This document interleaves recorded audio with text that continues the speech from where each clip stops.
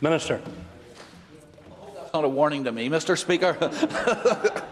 I don't know where the standard will go once I start participating here, but can I just make, and I just want to make a few observations on this debate. I think the first thing that I would say is my views on the bloated equality industry in Northern Ireland, I think, are fairly well known. And I would hope that one of the things which may well come out of the unfortunate financial circumstances that we are going to face over the next number of years is that we will look a bit more closely. And this debate, I think, has illustrated some of the points that I want to make.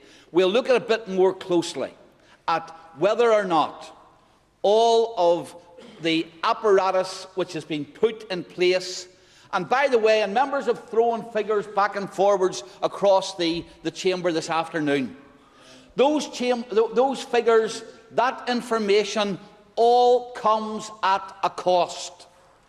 And you may well say, well, it's worthwhile, at least if it helps to identify the problem and satisfy people that the problem's being addressed and sort the problem out.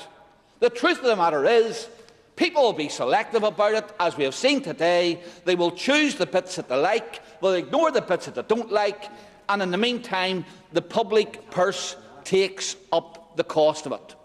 Now, just in my own department, equality monitoring every year, and don't forget this stretches right across departments, costs £200 million or £200,000. Sorry, get that right.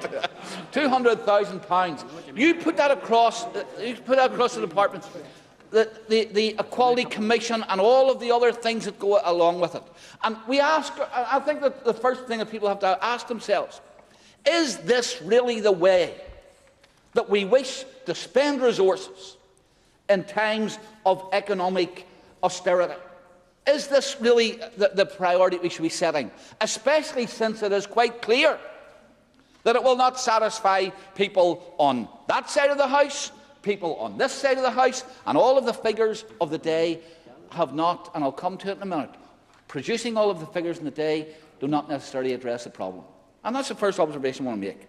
The second observation I want to make is this, that I agree with the first part of the motion, that it is important that public sector recruitment, indeed any sector recruitment, should be based solely on the merit principle. I get advised by officials every day. I have people coming in to give me papers and give me information, etc. I don't really give a toss where they go to on a Sunday as far as their church is concerned. What I'm concerned about is this: do they bring me in sound advice? Do they give me the information which I want? Do they understand the issues which are involved in the department? And whatever their religion happens to be is immaterial.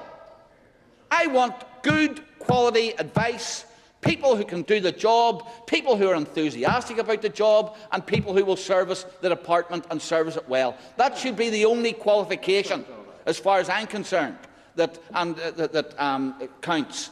And I think if we concentrate on that, we will see that perhaps a lot of what members have been talking about today maybe becomes less important.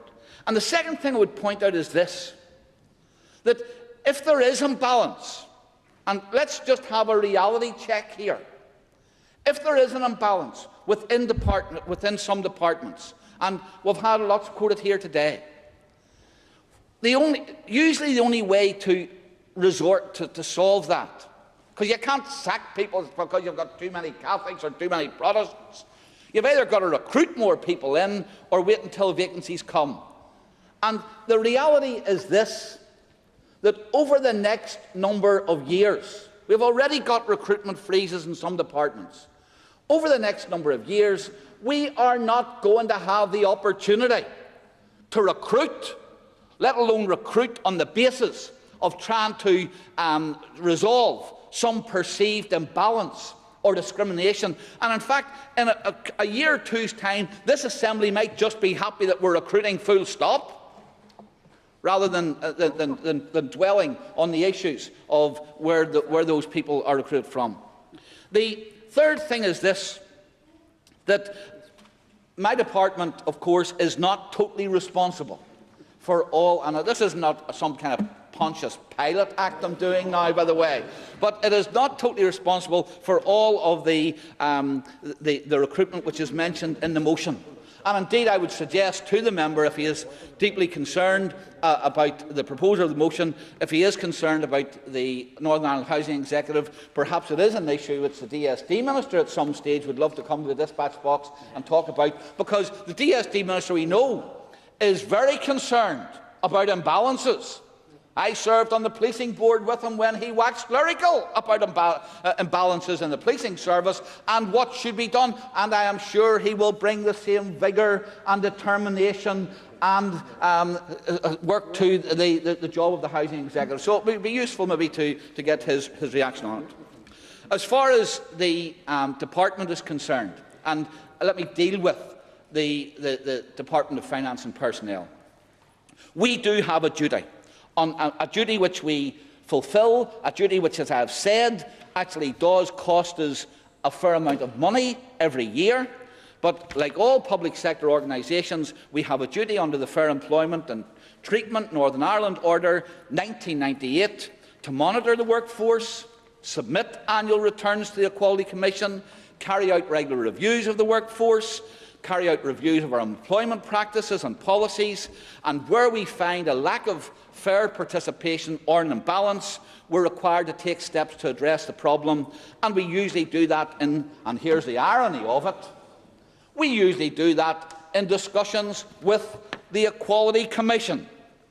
The same Equality Commission, I've got to say, Mr. Speaker, and you'll realise the difficulty then that this causes us, the same Equality Commission that in 2001 employed 43.4% Protestants, when the Protestant make-up of the workforce was 56.7%, and 8 years later had made startlingly good progress, because the Protestant composition of the body to which my department is required to submit returns, enter into discussions with, to deal with the imbalance, was down to 34.8 Protestants.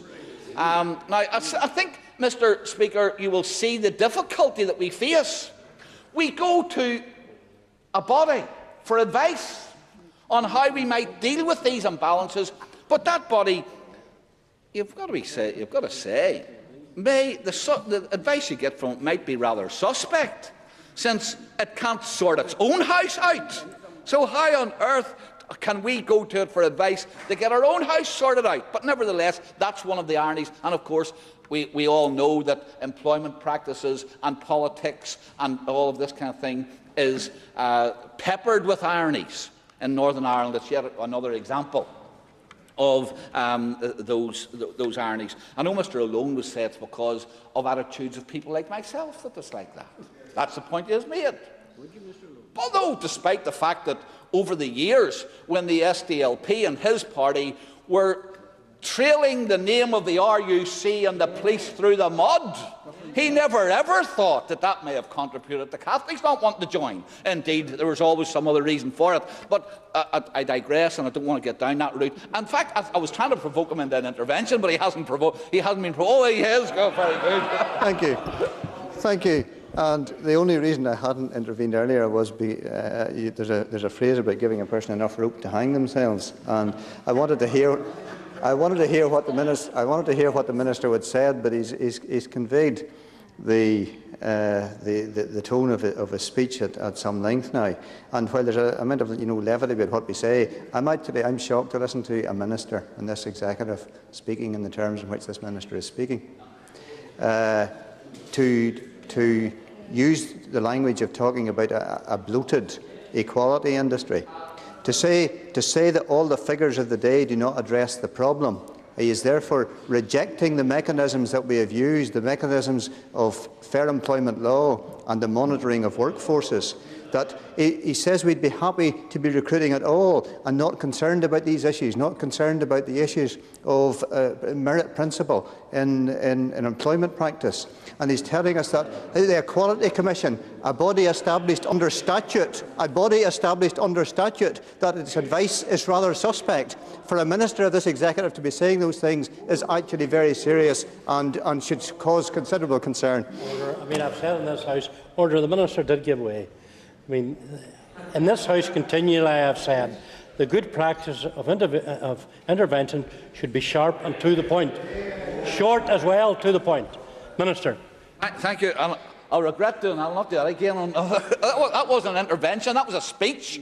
But can I just say, despite all of the reservations that I have about the bloated, and let me repeat it again, I don't feel ashamed in any way in saying it, about the bloated equality industry in Northern Ireland, and despite all the reservations I have about the ability of the Equality Commission or any other commission to sort out the kind of imbalances, because people will seek out imbalances. Don't forget, in this debate so far we've had, once people have accepted that the balance has been struck somewhere in one place, I've looked for an imbalance somewhere else because I have to find some reason for complaining about the equality issues. But despite that, in the Northern Ireland Civil Service, and that's the only part that I can answer for, our recruitment policies have shown that recruitment by and large, and we are a big recruiter. In 2008 we recruited 1,913 people, and that recruitment was broadly reflective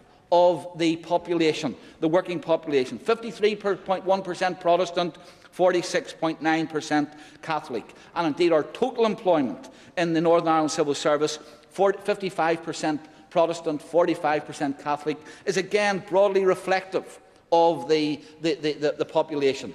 And even at the top end, there are now, it's fairly reflective, 55% Protestant in the grade 5s and above. So I think that despite, and I hope that those figures show that as far as the Northern Ireland Civil Service is concerned, that there is broadly an attempt to try and reflect what happens in the general population. I don't know whether it's deliberate or whether it's accidental. I don't know whether, given the size of our workforce, we are able to be broadly reflective in that way. The one thing I would, and I want to make this clear, the one thing I would resist if I thought that the figures were being, and recruitment was being manipulated to reach some artificial balance, I would be the first to stand up in this House and condemn it. Because I think that while we do have that, those kinds of figures, I hope that it purely is reflective of a policy which recruits people on the basis of merit. The debate itself, I think, has shown how something like this, even where genuine concerns are raised, something like this can then just lead to one side accusing the other. I mean, Mr McLaughlin got up and he talked about how Sinn Féin broadly supported this motion, and then we got a tirade about the past. In fact, every Sinn Féin member has given us an opportunity for the mopes to wash their linen in public, the most oppressed people ever, and they refer to what has happened in the past and the discrimination of the past and everything else. Can't find anything. Mr O'Loan, of course, he started off, the public sector is broadly reflective, and then give us a list the length of your arm of things that where it was not broadly reflective. And again, I think that's the problem with a debate like this. In closing, Mr Speaker, can I say this, that as far as the Northern Ireland Civil Service is concerned, and as far as my responsibility as Minister is concerned, and I hope I've made it quite clear today, the one guidance that I would say to every recruitment exercise is when people come forward, don't judge them on their religion, their colour, their background, or whatever. Judge them on whether or not they can fill the post and fill it effectively. That should be the basis of any recruitment. And if recruitment panels deviate from that, then of course they should be called to account for doing so.